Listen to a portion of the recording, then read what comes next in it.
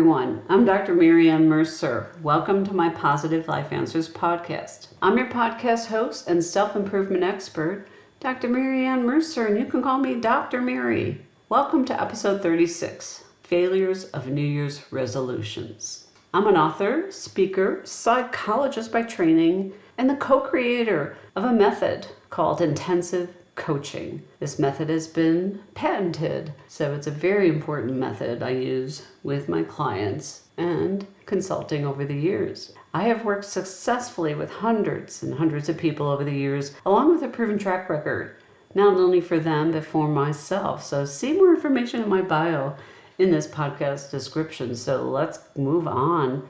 In my Positive Life Answers podcast, my goal is to help you transform the quality of your life and to help you create the life you desire. The goal of this podcast is to make improvements and changes in your life in practical and empowering ways. So let's create your best life ever. Thank you for joining me today. Please remember to click that follow button on your favorite podcast platforms such as iTunes, iHeart, Spotify, and more. And please don't keep me a secret and share with people who you feel can benefit from listening to my podcasts. So thank you for joining me today. I greatly appreciate it. You know, as we near the end of this year, a lot of us have mixed feelings. Many people have said to me in my intensive coaching sessions, or I've noticed among my families and friends in the last few weeks, the following type of comments. People have said to me, oh my God, where has this year gone? It's flown by. Or on the other end, some people say, I just can't wait for this year to be over with. It's not been a good year. Can you relate to that? Underneath these two examples are, I believe, number one, feelings of regret and disappointment over their year by those comments. Number two, feeling a bit panic. Some people feel they need to get more done before the end of the year, before they let this year go. And then three, some people have thoughts and hopes for the next year being better for them. So those are kind of those underlying messages into those two comments of, oh my gosh, where's the year gone? Or I can't wait for this year to be over with. So can you relate to one of these feelings and thoughts? And the underlying psychological message, I should say, that I just disclosed to you. Can you relate to one of these feelings and thoughts or more? Are you thinking about what you hope for next year already? Are you thinking about your goals, or what a lot of people call New Year's resolutions, goals for next year? So today in my podcast episode, I want to talk with you about reasons people put so much pressure on themselves to make New Year's resolutions or believe that their lives will change at the stroke of midnight, and how you can increase the likelihood of keeping New Year's resolutions or making new choices for habits and changes in your life.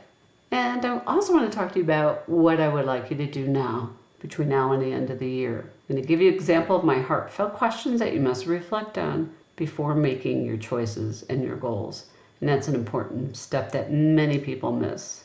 And I want to talk to you also about how not to get upset if you have some negative thoughts and reactions to these questions and these tests that I'm talking with you about, and let inspirational dissatisfaction motivate you. This is going to be a shorter episode than usual. However, it's jam-packed with some things I really want you to get a hold of, understand, listen to it a couple times, and then work on that between now and the beginning of next year. You know, most people look at the beginning of the year as a chance to change their lives.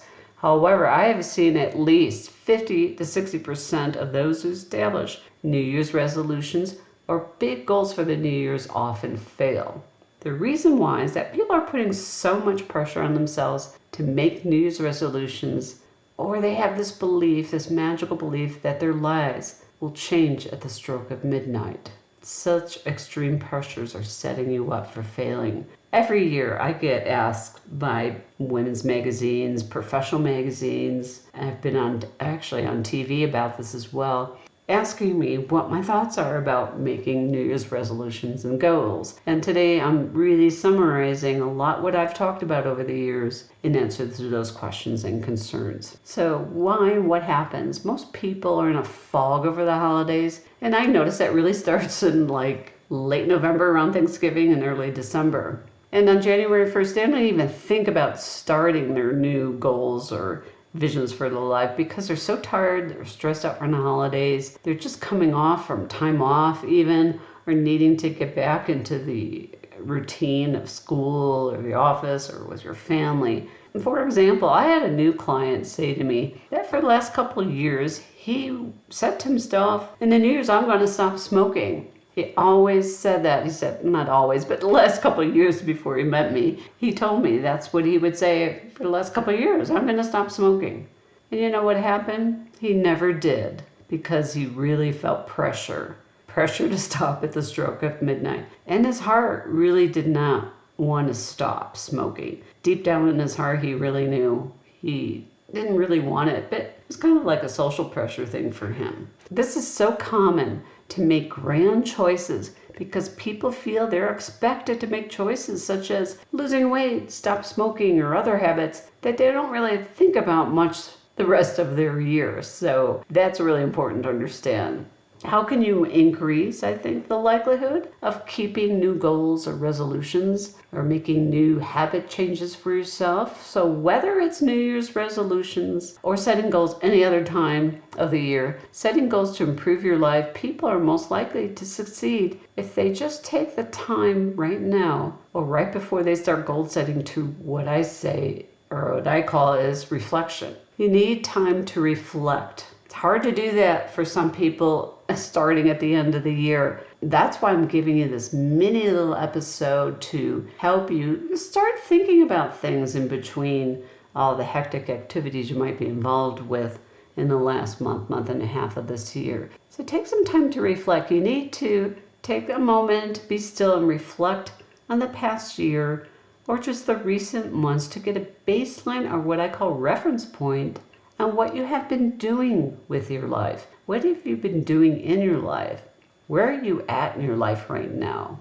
People start making goals, but they don't do this reflection. If you don't do this reflection, you're not going to be successful at creating those goals. So all I want you to do now as you cope with the holidays, like I discussed in the last couple episodes and through early January, is to reflect on what's happening in your life. What's been going on in your life? And as I talked about in the last couple episodes, which are really important for you to take a listen to if you haven't, I talked about the holiday mindset and how the holidays really amplify what's wrong and what's right in your life. And it starts teaching you lessons, whether you like it or not, that you have to face it. So while those reactions coming off of, say, Thanksgiving recently, coming into the end of the year, on all those aspects of what's going on in your life is being reflected in the holidays. Take time to reflect about that. Don't let those pearls of wisdom, even if they're painful, slip you by if you really want to make some changes in your life. Let me briefly share with you some I call magical life-changing questions and powerful, heartfelt questions you need to know. When people make new goals or New Year's resolutions, you need to ask, not from your head and thinking logically or with your ego, but from your heart. Your heart doesn't lie to you. So that's why I call this heartfelt questions. Asking some of my heartfelt questions is a very big key to getting started for thinking about what you want in your life in the next few months. So you must reflect before you make your choices. So let's just call this number one. Think about and write down what have you done this last year, the last few months of your life. And do that for different areas of your life, such as family, relationships, and importantly, yourself and self-care. I talked about gratitude and journaling the last episode, so those last two episodes really feed into today. So give them a listen too. It's important to journal, but it's important to journal the right way. And these questions are your guidelines.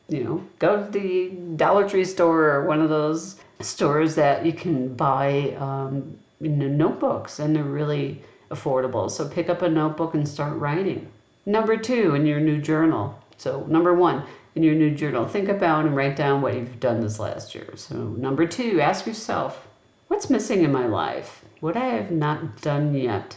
As the holidays might be demonstrating for you, either you have a wonderful amount of quality, close family or friends, or you don't. And in those episodes we talked about how you're either with too many people or just totally alone. So those really highlight what's going on in your life right now. So take a look, take a reflection. What's missing? What have I not done yet? And then number 3, ask yourself, what would I like to have in my life right now? What would I like to have in my life right now? If you're listening to this episode while exercising, walking around, make sure later on or when you have a moment today, take a listen to these questions again and write down your responses. You don't have to do all of them today. You can do one a day for the next few days and then build upon it. Repetition is the mother of learning, so keep going ahead and listen to this podcast if you're just walking around, exercising, or doing other things around the house. And then think about it. And then make some time with no excuse to write down your responses. So this last question, what would you like to have in your life right now? Imagine and picture what you most want in your life. Don't be upset if you have a negative thought or a negative reaction. Let this, what I call inspirational dissatisfaction, be a motivation for you. Break free of your excuses. What might sound as valid reason for not working on reflecting upon your life and your goals and making new habits are really agony anchors that hold you back. And these are feelings really of a fear of change underneath it all. I hear a lot of clients say, well, they're too busy. I'm just too busy. I have no time this week, or other self-pity statements, and they're never empowering. In fact, I truly believe too many people use the unproductive pattern and habit of saying, I'm so busy. This is a really overused excuse for their behaviors.